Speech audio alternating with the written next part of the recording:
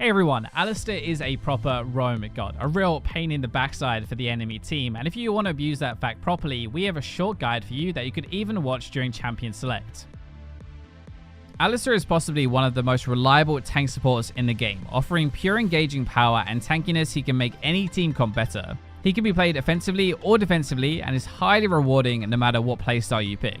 Though he doesn't have a weak point necessarily, a lot of other champions outscale him and can almost ignore him entirely if they have mobility. He also struggles dealing with true damage, which completely negates his ultimate, making him a lot squishier than he seems. So this is the most common rune page on Alistar. Aftershock is going to make engaging much safer when you land your combo, and combine this with extra health and resistances and you become pretty tanky. For skill order, you firstly want to max your Q for more engages, then your W, and finally your E to finish.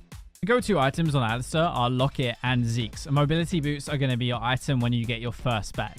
Now Locket of the Iron Solari gives you a nice amount of tank stats, but it's combined with an AoE shield for you and also your teammates. Zeke's Convergence gives your bound ally additional damage when they attack an enemy you have crowd controlled, and a small amount of tank stats too. Knight's Vow is going to protect your ally even more, Thornmail is going to apply that grievous wounds, and Deadman's is going to give you better engage and be a bit more tanky. If you want to mix that up, then Abyssal Mask is great for lots of magic resist and increased damage against crowd-controlled opponents. Redemption Healing is really good for big team fights, and Gargoyle Stoneplate is going to give you a huge shield. Against easier lanes, you can take riskier engages and get away with it because of their lack of mobility, and you want to try and engage often pre-6 to push your advantage and put the enemy behind. Against harder lanes like Janna, Lulu, or Morgana, you want to minimize poke to you early, let your passive heal you, and wait for them to use their abilities offensively before you engage. You won't win these fights straight up, but you can exploit these windows of opportunity.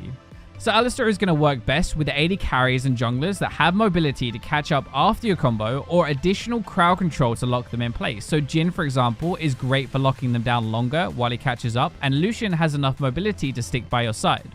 Junglers like Jarvan and Elise can do both of those, so they can follow up your crowd control to confirm the kill, and they have enough mobility to quickly get to that target before they escape.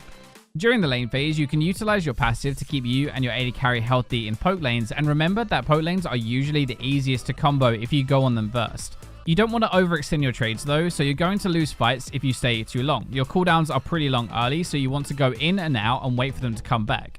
Ideally, you also want to wait for enemy supports to use their crowd control before you engage. You do not want to be locked down after you engage, so you can't follow up with that auto attack stun. One tip as well is to combo enemies into walls. That can give you a huge boost to your crowd control timer and extend your kill window because you don't need to use your W and Q together. You can wait a little bit in between. When you teamfight, you want to look for opportunities to catch an opponent out if they overstep to engage on them straight away, or the other side is going to be comboing targets away from your squishy teammates to help them survive. If you can do, you want to use your vision control to flank the enemy and surprise them from behind. So use things like control wards and sweepers to deny vision, and enemies will often group up when they think they're not in danger too, so it's even easier. One common mistake is using your ultimate a bit too late, so you want to use it earlier rather than later. The more damage you negate early into a fight, the more health you will have for the rest of it afterwards. Let's end this on a couple of tips. Now, just like how you can use your W on a minion to escape, you can also use this to engage, get a bit closer, and then flash on top of your opponent with your Q. Roaming is also a huge part of Alistar's playstyle, so try to dip out of vision and head to mid lane. If you can circle behind them, you can headbutt them back into your laner and get some very easy kills before they even realize you're missing.